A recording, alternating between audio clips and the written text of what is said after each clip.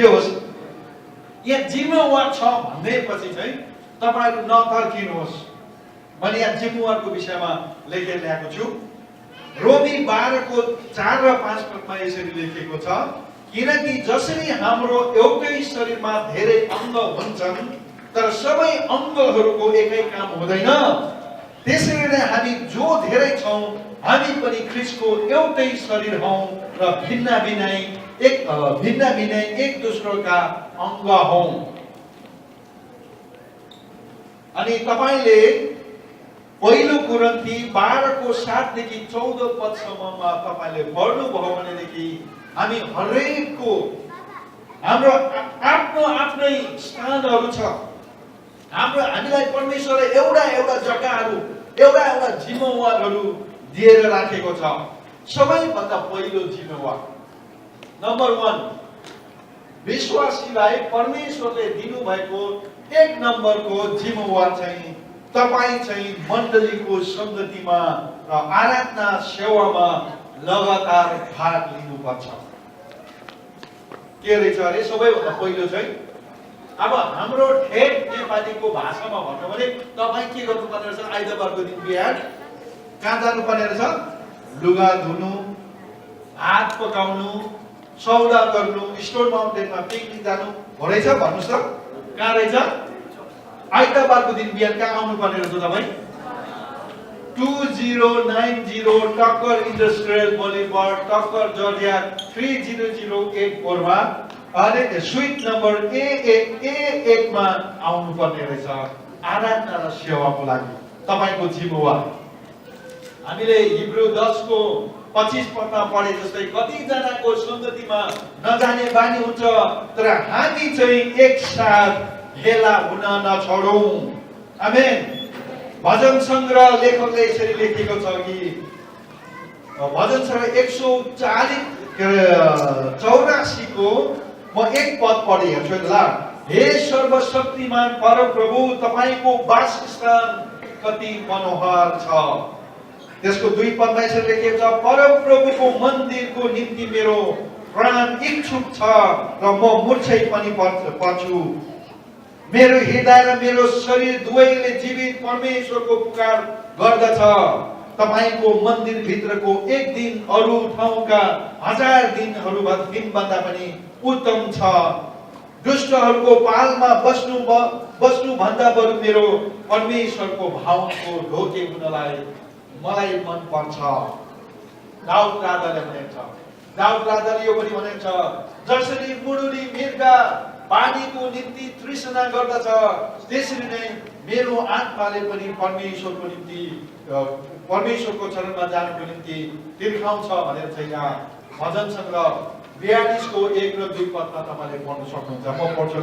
जसरी हरिणीले खोलाको पानीको तृष्णा गर्दछ, त्यसरी नै हे परमेश्वर मेरो प्राणले तपाईको तृष्णा गर्दछ। मेरो प्राण तपाईको निम्ति जीवित परमेश्वरको निम्ति तिर्खाउँछ। म कहिले गएर परमेश्वरलाई भेटौं? म कहिले गएर परमेश्वरलाई भेटौं? यसरी प्रार्थना गरेर तपाईँ कतिजना हुनुहुन्छ? कति बेला चाहिँ आमेन सकेर हिँडिरहनु भन्ने हुनुहुन्छ कि म परमेश्वरको चरणमा गएर परमेश्वरको उपस्थितिमा कहिले चाहिँ जानु पाऊँ भनेर तपाईँ बुझ्नुहोस्। 1983 र 1984 को कुरा हो। म टासीगञ्ज भन्ने जुनियर हाई स्कुलमा हस्टेलमा बस्थे। गाउँको भात खाँदा वाक्कै हुन्थ्यो। म जहिले पनि आइतबारको दिन पर्खिने गर्थेँ। आइतबारको दिन छुट्टी मात्र हैन है, त्यहाँ मिठो खानु पाउने मात्र हैन, तर मेरो निम्ति अर्को कुरा पनि थियो। त्यो दिन म चर्च जानु पाउँथे। आइतबारको दिन बिहान म चर्चमा जान्थे। अनि चर्च चाहिँ यति साह्रो ठुलो हुन्थ्यो कि 3 जना भेला भएर, 2 जना श्रीमान श्रीमती अनि म भेला भएर प्रार्थना गर्थ्यौँ। अङ्कलले प्रचार गर्नुहुन्थ्यो, आन्टीले गीत गाउनुहुन्थ्यो अनि म प्रार्थना गर्थेँ। प्रिय मित्र, मलाई त्यो आइतबार यति साह्रो मिठो लाग्थ्यो, यति साह्रो तृष्णा लाग्थ्यो। चर्चको सेवाको मलाई यति साह्रो तृष्णा लाग्थ्यो। त्यति बेला म कहिले गएर चाहिँ परमेश्वरलाई पुकारुँ भनेर म तृषित भएर बस्थे। म तपाईलाई भन्छु, whoever thirsts for God, जो व्यक्ति परमेश्वरको निम्ति तिर्खाउँछ अनि भोकाउँछ, त्यो मान्छे चाहिँ साधारण व्यक्ति भएर बस्दैन। सायद तपाईहरु परमेश्वरको निम्ति तिर्खाउने भोकाउनेहरू जो हुनुहुन्छ, आजभन्दा केही वर्ष पछाडि तपाईले पनि हजारौं मानिसहरूको सामुमा उभिएर तपाईले प्रचार गर्न सक्नुहुन्छ। प्रिय मित्र, तपाई भोकाउनु भएको छैन भने तपाईको मुखमा लगाइदिए पनि तपाईले निल्नुहुन्न। परमेश्वरको निम्ति तपाई भोकाउनु भएको छैन भनेदेखि तपाई चर्चमा त आउनुहुन्छ, लोबीमा बसेर तपाई बिताउनुहुन्छ समय।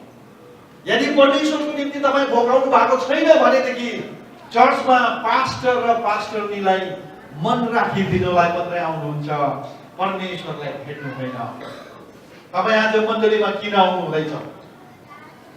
मण्डलीको सङ्गतिमा सहभागी किन हुने? किन भनेदेखि परमेश्वरको निम्ति भोकाएर तिर्खाएर तपाई आउनु भएको छ भनेदेखि तपाईको जीवन बेग्लै भएर जानेछ। आमेन, हालेलुया। मलाई विश्वास छ हाम्रो इमानुएल इन्टरनेशनल चर्चमा तपाईहरु सबैजना परमेश्वरको निम्ति भोकाएर तिर्खाएर आउनु भएको छ। आमेन। दोस्रो नम्बरमा तपाईको जिम्मेवार, सबैले भन्नुहोस् मेरो जिम्मेवार। म अब भन्नु पर्दैन, अब तपाईको अर्को जिम्मेवार दोस्रो नम्बरमा तपाईको जिम्मेवार के हो भनेदेखि चाहिँ स्थानीय मण्डली र धर्म गुरुहरूको अधीनमा बस्नुपर्छ। अब यो अधीनमा बस्नुपर्छ भन्ने कुरा धेरै कन्ट्रोभर्सियल छ, धेरै वाद विवादको कुराहरू छ। तर तपाई यो धर्म गुरुहरूको अधीनमा बस्नु भन्ने चाहिँ बाइबलमा तपाईले प्रशस्तै मात्रामा जग्गाहरूमा तपाईले पाउनुहुन्छ। तपाईले पहिलो थिस्सलुनिके 5 अध्यायको 15, 16, 17 पददेखि उता पढ्दै जानुभयो भनेदेखि तपाईले पाउनुहुन्छ कि धर्म गुरुहरूको अधीनमा बस, विशेष जो वचन प्रचारमा परिश्रम गर्छन् भनेर लेखिएको छ। म पढेर सुनाउँछु। 5 को 12 पदमा रहेछ विशेष गरिकन, तर भाइ हो हामी तिमीहरूलाई आग्रहपूर्वक बिन्ती गर्दछौँ कि तिमीहरूका माझमा परिश्रम गर्नेहरू जो प्रभुमा अगुवाहरू हुन्छन् तिनीहरूलाई चेतावनी दिन्छन्, तिनको आदर गर र तिनीहरूको कामको खातिर तिनीहरूलाई प्रेम साथ अति उच्च आदर गर। तिमीहरू आपसमा मेलमिलापमा बस। मण्डलीमा वचनमा परिश्रम गर्नेहरू, तपाईलाई आत्मामा चेतावनी दिनेहरूको अधीनमा बस्नु। हिब्रू 13 को 17 पदमा पनि लेखेको छ कि चाहिँ 13 को 17 पदमा लेखेको छ कि धर्म गुरुहरूको अधीनमा बस्नु भनेर। धर्म गुरुहरूको अधीनमा बस्नु, उनीहरूको निम्ति प्रार्थना गरिदिनु, उनीहरूले भनेको सुन्नु।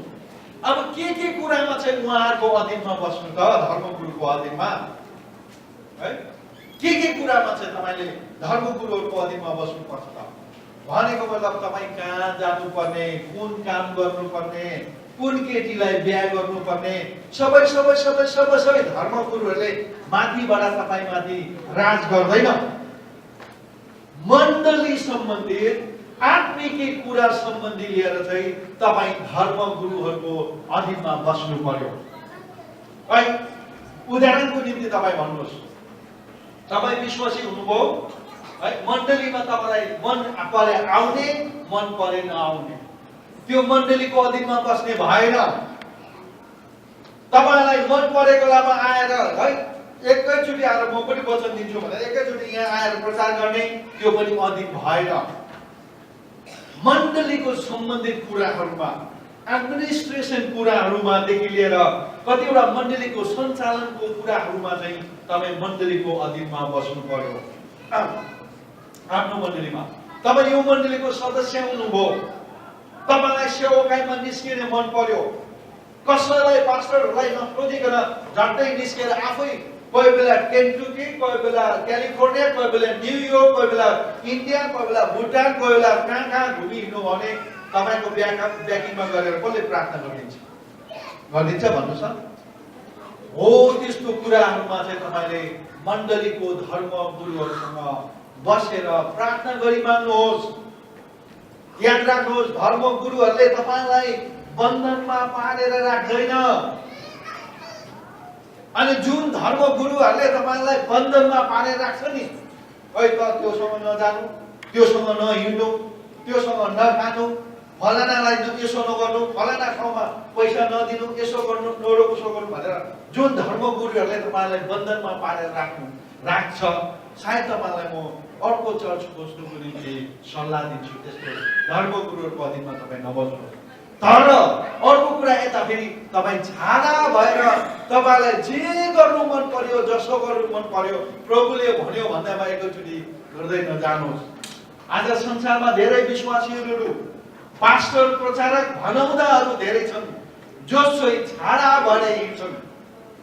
उनीहरूको स्थानीय मण्डली छैन, उनीहरू कता कता जाँदाखेरि प्रार्थना गरिदिनेहरू छैन कोही पनि। त्यस्तो भएर तपाईँ नहिँड्नुहोस्। एउटा स्थानीय मण्डलीको अधीनमा भएर तपाईँ बस्नुपर्छ अनि त्यो मण्डलीले यो गरिन्छ। अर्को कुरा, तपाईँले धर्म गुरुहरूको निम्ति प्रार्थना गरिदिनुहोस्।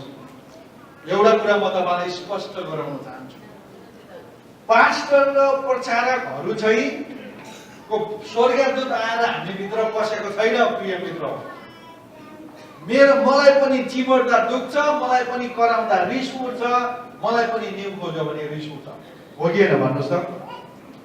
तपाईँ जस्तो तल बस्नु भएको छ, सायद तपाईँले भर्खर यीशु ख्रीष्टलाई विश्वास गर्नु भएको होला, तपाईँ भन्दा हामी बेग्लै छैनौँ। हामीलाई पनि परीक्षा हुन्छ, हामीलाई पनि भोक लाग्छ, तिर्खा लाग्छ, सबै हुन्छ, पास्टरहरूलाई पनि।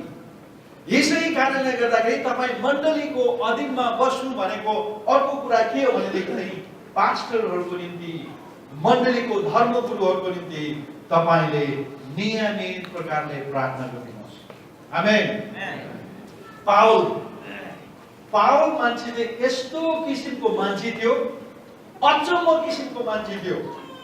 उसलाई मान्छेहरूले कुटेर पिटेर मारेर चाहिँ लास बनाएर फ्याँकिराखेको, जुरुक्क उठेर गएर अर्को ठाउँमा उसले प्रचार गर्नु थाल्यो। त्यो साधारण व्यक्ति थिएन पाउल।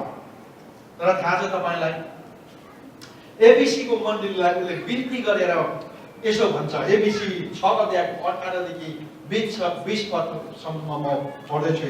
सारा प्रार्थना र अन्तर्विन्तीबाट हर समय आत्मामा प्रार्थना गरेर यसैमा सारा पवित्र जनहरूको निम्ति सतर्क भएर तुरन्त अन्तर्विन्ती गर, अरू विश्वासीहरूको निम्ति प्रार्थना गरिदेऊ भनेर पाउलले भन्दैछ। अनि त्यहाँदेखि त्यो छ भनिसकेपछि उसले भन्दैछ, औ मेरो पक्षमा पनि, अर्को अर्थमा भन्नु भने मेरो निम्ति पनि प्रार्थना गरिदेऊ। किन प्रार्थना गरिदेऊ? किनकि सुसमाचारको रहस्य साहससित जनाउनलाई मैले मेरो मुख खोल्दा मलाई उच्चारण गर्न दियोस्, जसको निम्ति म साङ्ग्लामा परेको एउटा राजदूत हुँ र जसरी मैले बोल्नु पर्ने हो त्यसमा म साहससँग बोल्नु सकूँ। जसरी मैले बोल्नु पर्ने हो त्यसमा म साहससित बोल्नु सकूँ। प्रिय मित्र, तपाईले जतिजनाले प्रचार गर्नुहुन्छ, वचन दिनुहुन्छ, अनि तपाईहरु कतिजनाले है सेल लिडरको ग्रुपहरू, युथ पास्टरहरू, सबैजनालाई तपाईलाई म एउटा रहस्य दिन्छु। अगाडि उभिएर वचन प्रचार गर्नु त्यति साह्रो कुरा होइन। प्रभु नपाउने मानिसहरूले पनि अगाडि आएर बोल्नु सक्छ।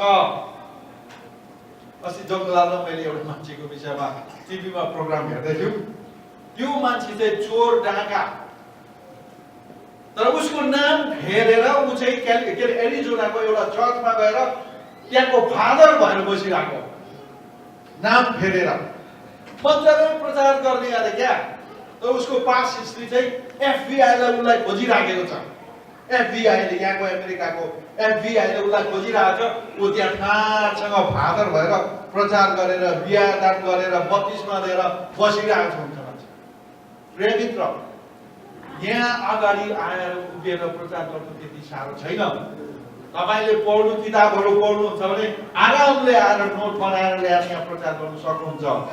तर आज हामी पाउलले जस्तै भन्न सकौँ कि मैले जसरी बोल्नु पर्ने हो म त्यसमा साहससँग बोल्नु सकौँ। यहाँ बोल्नु नपर्ने कुराहरू पनि धेरै हामी बोली पठाउँछौँ। प्रचारक हो, हाम्रो माइक हातमा आएपछि त हामीलाई के आउँछ गरी कथा आउँछ, यो गर्छ। तर याद राख्नुहोस्, यहाँ उभिएर चाहिँ तपाईलाई मनोरञ्जन गराउने मात्रै होइन। मनोरञ्जन त एउटा के कमेडियनले पनि मनोरञ्जन गर्न सक्छ, एउटा गायक गायिकाले पनि उभिएर गाएर तपाईले मनोरञ्जन गराउन सक्छ। तर हामी यहाँ उभिएर बोलेको वचनले मानिसहरूको जीवनमा परिवर्तन होस्, मानिसहरूलाई परमेश्वरको नजिक पुर्याउन सकेको होस् भनेर तपाईले पास्टरहरूको निम्ति प्रार्थना गरिदिनु अति नै आवश्यक छ। म यहाँ उभिएर म यो वचन प्रचार तयार नगरी पनि प्रचार गर्न सक्छु, 1 घण्टा त आरामले प्रचार गर्न सक्छु। तर प्रिय मित्र, त्यो वचनले तपाईको जीवनमा कतिको काम गर्छ मलाई थाहा छैन। तर यदि हामी प्रार्थना सहित, मेरो आफ्नै प्रार्थना र मण्डलीको प्रार्थना सहित म यहाँ उभिएर प्रचार गर्नु बसे भनेदेखि त्यो वचनले तपाईको जीवनमा निश्चय पनि काम गर्नेछ अनि त्यसले चाहिँ जीवनलाई परिवर्तन गर्नेछ। यस कारणले गर्दाखेरि तपाईको जिम्मेवार पास्टरहरूको निम्ति के गरिदिनु पर्ने रहेछ? तपाईलाई घरिघरि भन्न चाहन्छु, मण्डली चाहिँ पास्टरको मात्रै होइन। मण्डलीमा पास्टरको जति जिम्मेवार छ त्यति नै तपाईहरुको पनि जिम्मेवार छ। हितोपदेश 29 को 18 पदमा लेखेको छ कि जहाँ दर्शन र प्रकाश छैन त्यहाँ मानिसहरू भाडिन्छन्। अथवा नेपाल के अरे इंग्लिशमा लेखेको छ where there is no vision people perish। जहाँ के अरे दर्शन छैन के हुन्छ अरे त्यहाँ मानिसहरू नाश हुन्छन् भनेर। अनि म तपाईलाई भन्छु, मण्डलीमा यदि जहाँ नियम छैन त्यहाँ छाडा हुन्छन्। अनि यसै कारणले गर्दाखेरि मण्डलीको अधीनमा हामी बस्नु अति नै आवश्यक छ। बुझ्नुभयो? अस्ति तपाईलाई मैले सोधेको थिएँ भने तपाई कति दिन यो मण्डलीमा पाहुना भएर बस्ने? Do you want to be a guest in this church or you want to be a part of this church? तपाईं यो मण्डलीको सदस्य हुन चाहनुहुन्छ कि पाहुनै मात्रै भएर बस्न चाहनुहुन्छ? मैले त्यो सोध्दै थिएँ। तपाईको एउटा जिम्मेवार छ। 3 नम्बरमा तपाईको जिम्मेवार, एउटा मण्डलीको सदस्य भएपछि तपाईको एउटा विशेष जिम्मेवार 3 नम्बरमा चाहिँ तपाईले सुसमाचार प्रचार गर्नु पर्यो। आमेन। के गर्नु पर्यो रे? सबैले भन्नु त, सुसमाचार प्रचार गर्ने, कुसमाचार होइन। कुसमाचार भने के हो? नराम्रो समाचार। अब अलिकति म छोटकारीमा मात्रै भनिराख्छु। यो चाहिँ तपाईले जब कसैलाई गएर यीशु ख्रीष्टको सुसमाचार सुनाउनु हुन्छ, तपाईले उनको जीवनमा चाहिँ वर्ष दिनको लागि हैन, 100 वर्षको लागि हैन, तर अनन्तको निम्ति उनीहरुको गन्तव्यलाई तपाईले परिवर्तन गरिदिनुहुन्छ। You will be changing their destiny for eternity। उनीहरुको गन्तव्यलाई, उनीहरुको एउटा नरकुण्डमा जाँदै गरेको आत्मालाई अनन्तको निम्ति तपाईले स्वर्गतर्फ फर्काउनुहुन्छ तपाईको सुसमाचारले। तपाईले गएर सुसमाचार प्रचार गर्ने बेलामा सबैभन्दा नम्बर 1 मा जहाँ रक्सीको विषयमा प्रचार नगर्नुहोस्। के लाउने, के खाने, के खानु हुन्छ, के लाउनु हुन्छ, के लाउनु हुँदैन, के खानु हुँदैन भन्ने प्रचार नगर्नुहोस्। तर यीशु ख्रीष्टको मृत्यु, गडाइ र मौरी उठाएको विषयमा प्रचार गर्नुहोस्। अनि त्यसले चाहिँ रोमी 1 अध्यायको 16 पदमा भने जस्तै सुसमाचारमा चाहिँ साल्भेसन, उद्धारको शक्ति छ। There is a power of salvation in gospel। आमेन। 4 नम्बरमा स्थानीय मण्डलीमा सदस्यले चाहिँ मण्डलीमा निश्चित रूपले दशंश र भेटी दिनुपर्छ। अब तपाईले भन्नुहुन्छ होला यहाँ गरेर यो चलिरहेको छ। हाम्रो सधैँ ग्यासको बिल अरू महिनामा हाम्रोमा $40 $50 मात्रै आउँथ्यो यहाँको। तर अहिले यो हामीले हिटरहरू उताको हिटरहरू चलाउन थालेपछि अस्ति जनवरी महिनाभन्दा अगाडिको महिना होला, डिसेम्बरमा होला, $149 कति आएको छ। हिट चाहिन्छ यो सबै। अनि म तपाईलाई भन्छु हाम्रो मण्डलीमा उठिएको पैसा ट्यापको स्याम मात्रै भइराखेको छ अहिले। अनि यो मण्डली चाहिँ तपाई आएर यो चेयरमा बसेर मजाले सुसमाचार सुनेर मजाले बसेर जानुहुन्छ। अनि यसको बिल तिर्ने चाहिँ कसैको मण्डलीको मान्छेले आएर तिर्दिन्छ नि हो। तपाई गएर रेस्टुरेन्टमा गएर मजाले स्टिक पोलेको मासु खानुहोस्।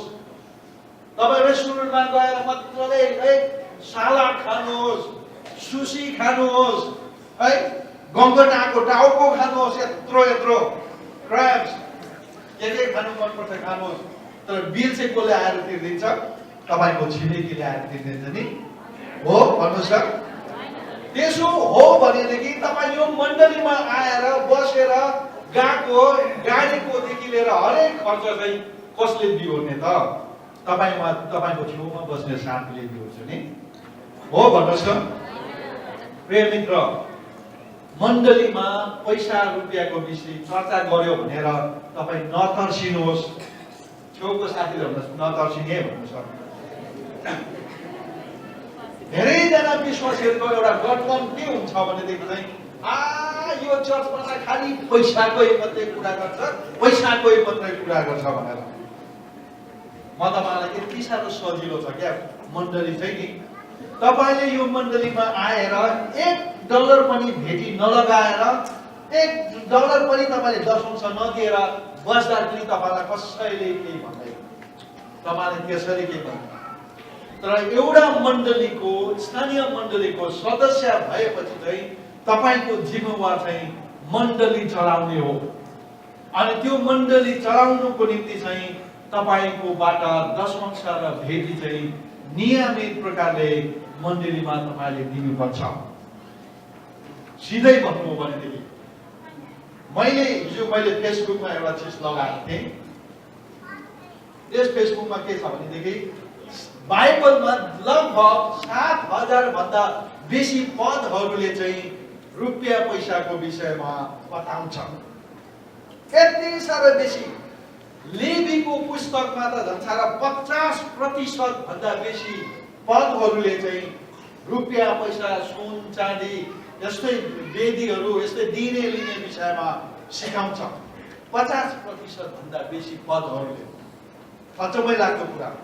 तर दुःख लाग्दोको कुरा चाहिँ आज मण्डलीहरूमा रुपियाँ पैसाको विषयमा पैसा चाहिँ सबैभन्दा कम्ती प्रचार गर्छ। सबै मण्डलीमा कुनै पास्टरहरूले त कहिले पनि पैसाको विषयमा मण्डलीमा प्रचार गर्दैन। किनभने मण्डलीको विश्वासीहरू तर्सिन्छ भनेर, तर्सेर अर्को हप्तादेखि सेवामै आउनु छोड्छ भनेर।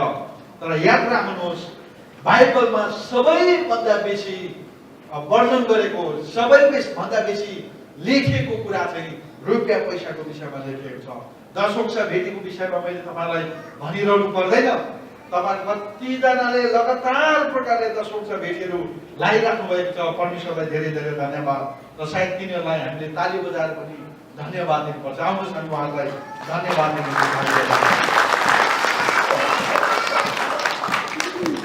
अर्को तपाईको जिम्मेवार 5 नम्बरमा मण्डलीका सदस्यले स्थानीय मण्डलीद्वारा आयोजित कार्यक्रममा सक्रिय प्रकारले भाग लिनु पर्यो। मण्डलीका मिटिङहरूमा भाग लिनु पर्यो। तपाईको पनि भनाइ छ। तपाईकोमा आएको आइडियाहरू तपाईले बताउनुहोस् मण्डलीमा। अस्ति भाइ नरेशले आएर मलाई सल्लाह दिनुभयो। अस्ति नै मलाई शर्मिलाले पनि सल्लाह दिँदै थियो। अस्ति हर्क भाइहरूले पनि सल्लाह दिँदै थियो। अब हाम्रो त चर्च बिल्डिङ बनाउनु पर्छ त, अब यसो मण्डलीमा बेला बेला यसो $5-10 उठाउँदा हुँदैन भनेर उहाँले मलाई सल्लाह दिँदै थियो। तपाईहरुको सल्लाहको खाँचो छ। मेरो बुद्धि नपुगेको ठाउँमा तपाईको बुद्धि पुर्याउने, तपाईको बुद्धि नपुगेको खण्डमा हाम्रो बुद्धि प्रयोग गर्ने, हामी सबैजनाको बुद्धिलाई भेला गर्यौं भनेदेखि हाम्रोमा धेरै ठुलो क्षमता हामीमा उत्पन्न हुन्छ। मण्डलीको मिटिङहरुमा भागहरु लिने, तपाई कलेजमा जानु भयो अरे, तपाई कलेजमा नाम लेखाउनु भयो, फिस तिर्नु भयो, तर तपाई क्लासमा, कलेजको क्लासमा चाहिँ कहिले गएन भने लस्करलाई पर्यो। कसलाई पर्यो भन्नुस् न? है, उहिले एकजना मान्छेले के अरे टिकट नकाटिकन फिल्म हलमा गएर बसेछ अरे, खै र एकदमै चालाकु प्रकारले त्यो फिल्म हेरिरहेको बेलामा त्यो टिकट चेक गर्ने आएर खै टिकट भनेको छैन, जबरजस्ती निकाल्दिएछ अरे उसलाई, त निका न्यु खोजेर पुरै निकाल्दिएछ अरे। उसलाई त साह्रै रिस उठेछ अरे, यसलाई म भोलि हेर्न म यसलाई म साटो खेल्छु भनेर भोलि गएर उसले टिकट काटेछ अरे, तर भित्रै पसेन अरे, भित्रै नजाने भयो, हेर्दै हेर्दैन पुरो टिकट काट्छु तर म हेर्दै हेर्दैन। हामी विश्वासीहरू पनि कहिले कहिले त्यस्तै हुन्छ। हामी चर्चमा एनरोल गर्छौँ, सदस्य लिन्छौँ, तर मण्डलीको मिटिङहरुमा हामी त्यति साह्रो भाग लिँदैनौँ। सदस्यलाई समस्या परेको बेलामा सहयोग, सल्लाह, सान्त्वना र प्रार्थना गरिदिनु पर्छ। तपाईको सबैभन्दा ठुलो जिम्मेवार चाहिँ के रहेछ? अरु मण्डलीको सदस्यहरूलाई समस्या परेको बेलामा, दुःख परेको बेलामा, परेको बेलामा चाहिँ के गर्ने? सहयोग, सान्त्वना, सहायता र के गर्ने? प्रार्थना गरिदिने। बुझ्नुभयो? परेको खण्डमा, दुःख परेको बेलामा, समस्या परेको बेलामा हामीले यो गर्ने। एउटा कुरा तपाईले के याद राख्नुहोस् भनेदेखि जब हामीले यीशु ख्रीष्टलाई विश्वास गर्यौं तब हाम्रो शाखा, सन्तान, आफ्ना इष्टमित्र सबैले कतिजनालाई त्यागेको हुन्छ। त्यागेको छ भनेदेखि जब तपाईँ यीशु ख्रीष्टलाई विश्वास गरेर आउनुहुन्छ एउटा नयाँ परिवारमा आउनुहुन्छ। अनि त्यो नयाँ परिवारमा आउँदा पनि परेको बेलामा, है, दुःखको बेलामा, समस्याको बेलामा तपाईलाई साथ दिएन भने कस्तो हुन्छ? यदि त्यो त्यसै कारणले गर्दाखेरि हामीले पनि अरूलाई साथ दिनुपर्छ। पहिलो कोरिन्थी 12:26 मा लेखेको छ, औ एउटा अङ्गलाई दुःख भयो भने सबै अङ्गले यसैको साथसाथै दुःख भोग्छन्, अथवा अर्को अङ्गको आदर भयो भने सबै अङ्गहरूले सबैको साथसाथ आदर गर्दछन्। रोमी 12:13 पदमा यसरी लेखेको छ, पवित्र जनहरूको अभावहरूमा सहायता दियो, अतिथि सत्कार कायम राख। है, हामी एक दुसरालाई सहायता गर्नुपर्ने, एक दुसरालाई माया गर्नुपर्ने, एक दुसराको निम्ति प्रार्थना गरिदिनु पर्ने।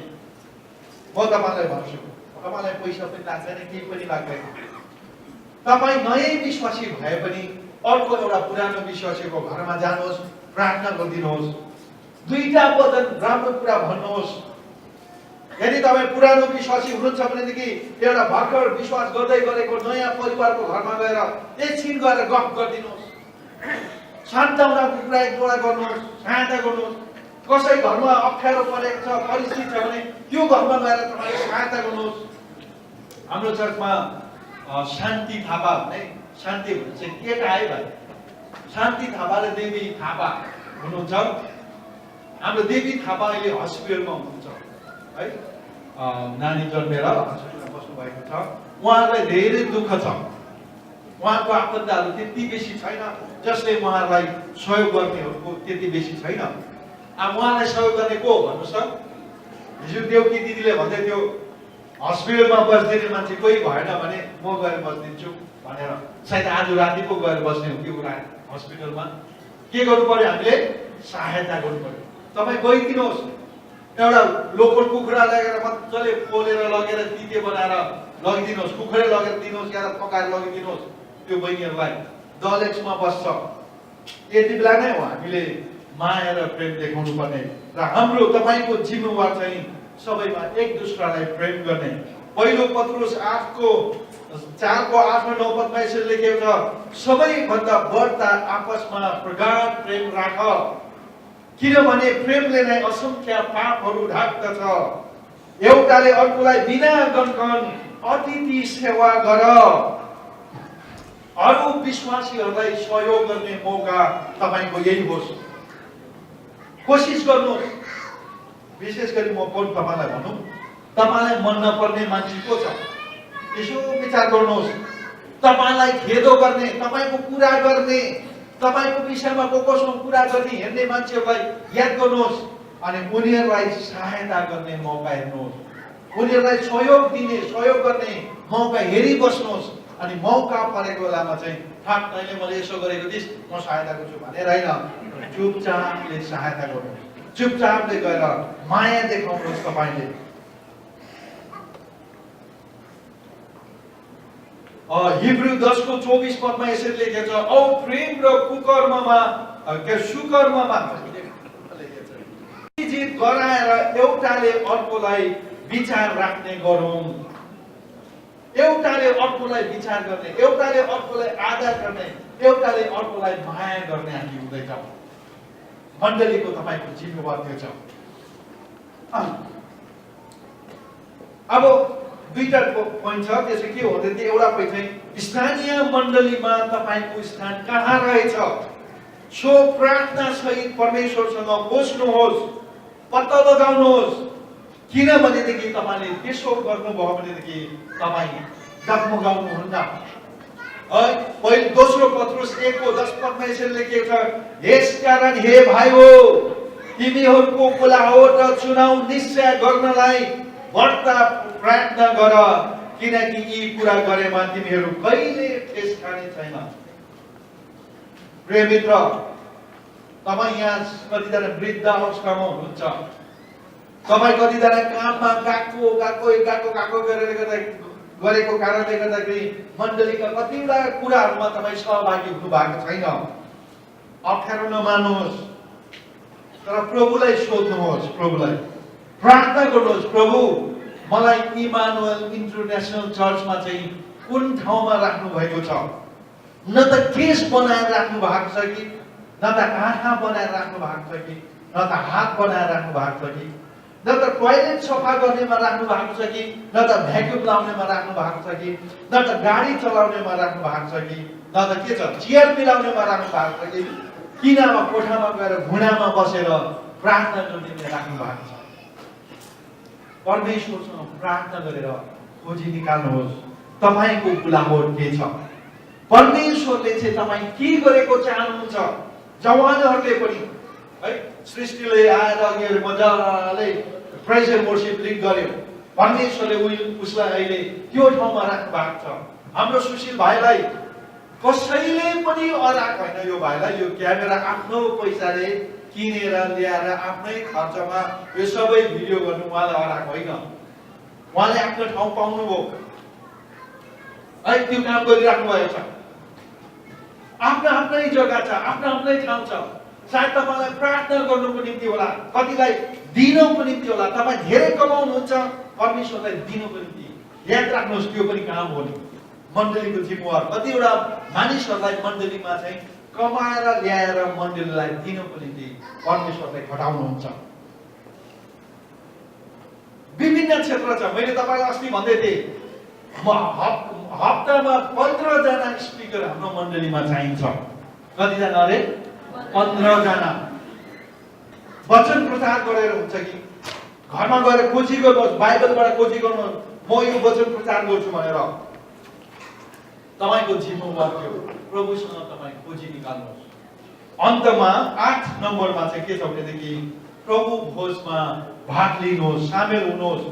तपाईँ कतिजनाले प्रभु भोज खानुहुन्न, मेरो जीवनमा यस्तो भएको छ त्यस्तो भएको छ भनेर तपाईँ प्रभु भोज खानुहुन्न।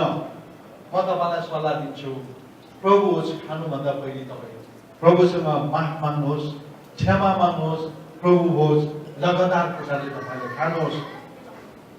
यहाँ वचनमा लेखेको छ प्रभु भोज चाहिँ लुका 22 को 19 र 20 पदमा यसो लेखेको छ, अनि रोटी लिएर धन्यवाद दिई चढाएपछि उहाँले भाँचेर तिनीहरूलाई यसो भन्दै दिनुभयो, तिमीहरूका निम्ति दिएको यो मेरो शरीर हो, मेरो सम्झनामा या गर्ने गर, यो गर्ने गर। त्यसै गरी खाएपछि कचौरा पनि यसो भन्दै दिनुभयो, यो कचौरा तिमीहरूको निम्ति बगेको मेरो रगत भएको नयाँ करार हो भनेर। पहिलो कोरिन्थी 11 को 26 पदमा यसरी लेखेको छ, किनभने जहिले जहिले तिमीहरू यो रोटी खान्छौ र कचौराबाट पिउँछौ, वहाँ नआउन्जेल तिमीहरू प्रभुको मृत्युको प्रचार गर्छौ।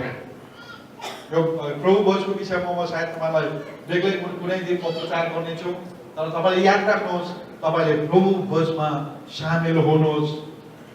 अब मैले त यस्तो गर्दैछु होस् म त खाँदिनँ भनेर नबस्नुहोस्। तपाईँ प्रभु भोजमा प्रभुलाई माफ मागेर क्षमा मागेर प्रभु भोजमा तपाईँले सामेल लिनुहोस्। तपाईँले बुझ्नुभयो, मण्डलीमा सदस्यताको जिम्मेवार अथवा सदस्यहरूको जिम्मेवार, सबैले भन्नुहोस् मेरो जिम्मेवार। यो सानो नानीहरूदेखि लिएर ठुलो है, हाम्रो चर्चमा 90 वर्ष के अरे डम्बर भाइको बाजे कति पुगेको, 90 कति वर्ष पुगेछ, 90 पनि नागिसक्यो होला होइन। सुनमाया बहिनी कहाँ छ? कति वर्ष पुग्यो हजुर? 90 वर्ष पुगेको। अनि आज भर्खर हस्पिटलमा जन्मेर शान्ति भएको नानी हाम्रो मन्दिरमा 2 दिनको र 90 वर्ष पुगेको मान्छेहरू छ। तर सबैको आफ्नो आफ्नो एउटा जिम्मेवार छ। यो नानीहरू सम्झिन्छ यो नानीको के जिम्मेवार छ भनेर एटलिस्ट आएर त रुइदिन्छ क्लास या चर्चमा होइन, अनि म आमालाई टिपेर बाहिर लानुपर्छ, त्यो पनि काममै पर्यो। सबैको आफ्नो आफ्नो जिम्मेवार छ। तपाईँले आफ्नो जिम्मेवार निभाउनुहोस्। अनि म तपाईँलाई भन्छु, यो मण्डलीमा तपाईँ पाहुना भएर नबस्नुहोस्, तर के हुनुहोस्? मण्डलीको सदस्य भएर बस्नुहोस्। सायद हामी तपाईँको निम्ति एउटा मेम्बरसिप फर्महरू बनाउनेछौँ र त्यो तपाईँलाई दिनेछौँ हामी, र त्यसमा तपाईँले मेम्बरसिप लिएर तपाईँ बस्न सक्नुहुन्छ। आमेन, हालेलुया। ईश्वर पिता, तपाईँले आफ्नो मण्डलीको विषयमा हामीलाई बताउनु भयो। ज्यू प्रभु, हामी यस मण्डलीको एउटा प्रभु जिम्मेवारहरू लिएर बस्नलाई एउटा असल सदस्य हुनको निम्ति तपाईँले हामीलाई सहायता र मद्दत गर्नुहोस् परमेश्वर पिता। धन्यवाद, तपाईँको जीवन परिवर्तन गर्ने वचनको निम्ति तपाईँलाई धन्यवाद दिँदै प्रार्थनाले माग्छु।